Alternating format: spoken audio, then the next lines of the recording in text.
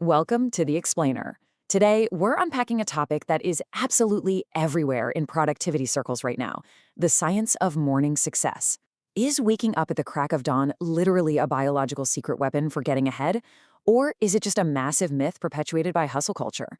Well, we're going to look closely at the data, the neuroscience, and the psychology behind early risers to find out the real truth. Seriously, think about it for a second. What if the biggest advantage you could possibly have in life isn't naturally gifted talent? What if the ultimate edge is actually incredibly simple? Like, just waking up before everyone else does? You see this pattern everywhere, right? Some of the world's most successful people, business leaders, top athletes, innovators, they're famous for this exact habit. Heavy hitters like Apple's Tim Cook and Elon Musk are notoriously known for starting their days way earlier than the rest of the world. Cook, for instance, he's famously up at around 4 a.m. to review emails, hit the gym, and map out his day before the business world even starts stirring. But why do they actually do it? Let's set up our investigation and see what's really going on here. Section 1, the 5 a.m. myth. Section 2, the quiet advantage. All right, let's dive into this overarching myth. Picture this. You wake up before the sun is even in the sky. You've got zero notifications on your phone. Nobody is demanding your attention yet. This perfectly illustrates the difference we're talking about. A reactive morning means you wake up and boom, you immediately react to phone alerts, to rush hour chaos, to other people's demands.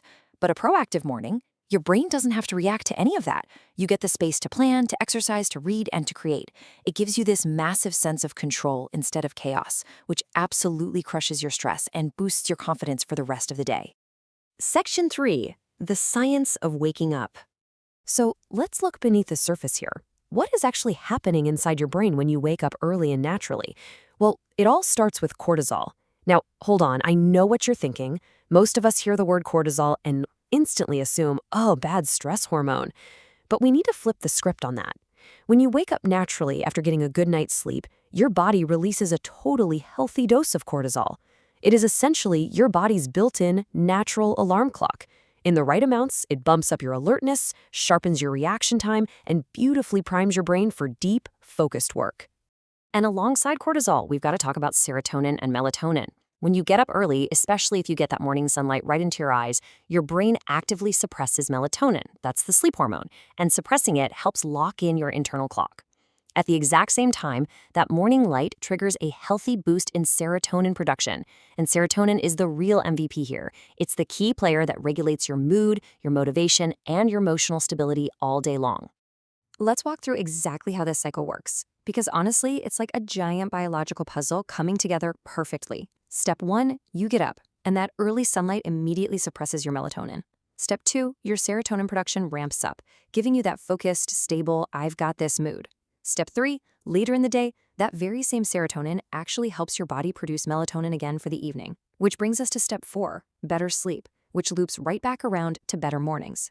It's a complete biological loop. Intentional, proactive mornings and restful nights literally feed right into one another.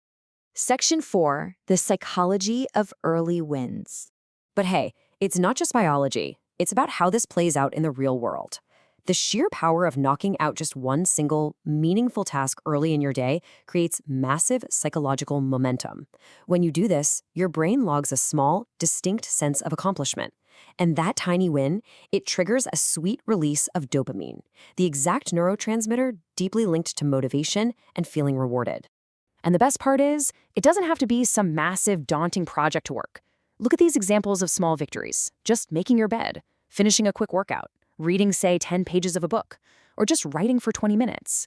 These might seem like tiny wins, but they are incredibly powerful because they send a direct, unmistakable signal to your brain telling it, hey, I am someone who follows through.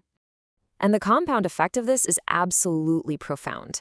Over time, you stop seeing yourself as someone who's just trying to become disciplined, and you begin actually believing that you already are.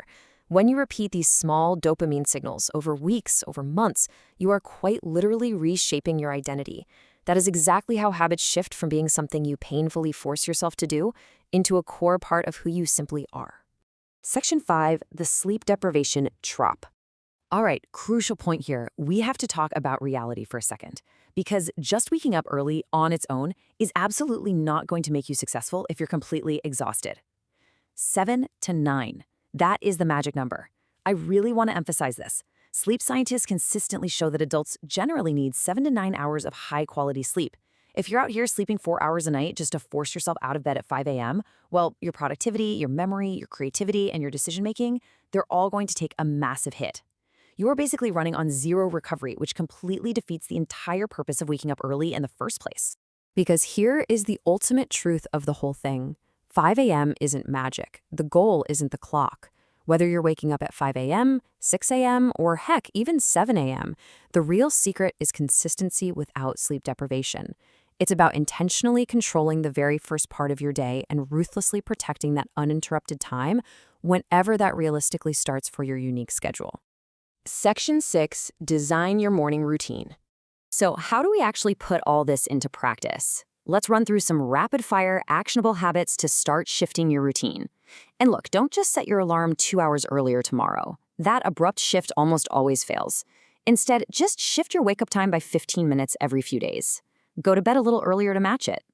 Ditch the bright screens right before sleeping, and this is totally crucial. Try to get sunlight in your eyes within 30 minutes of waking up to kickstart that biological cycle we talked about. Drink some water, move your body a bit, and finally, protect your attention. Spend your first 30 minutes creating or planning. That means absolutely no opening social media allowed.